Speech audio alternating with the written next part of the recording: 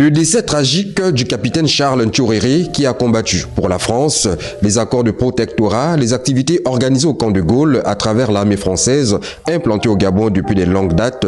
Voici entre autres les événements qui marquent la coopération existante entre le Gabon et la France. Au moment où le pays est en pleine transition, cette coopération ne cesse de se renforcer. Dernière en date, cette audience accordée à l'ambassadeur de France au Gabon, Alexis Lamec, par le ministre de la Défense nationale, Brigitte Okanoa. Une rencontre première du genre à laquelle prennent part les officiers généraux gabonais et 5 officiers français, dont l'attaché de défense et le général commandant les éléments français au Gabon.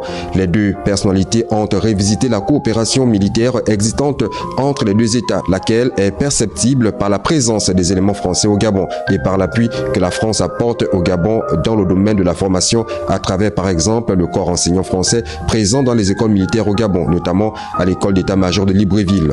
Toujours dans le domaine de la formation, cette coopération pourrait s'étendre les jours à venir avec la création d'une académie qui formera dans le domaine de l'environnement.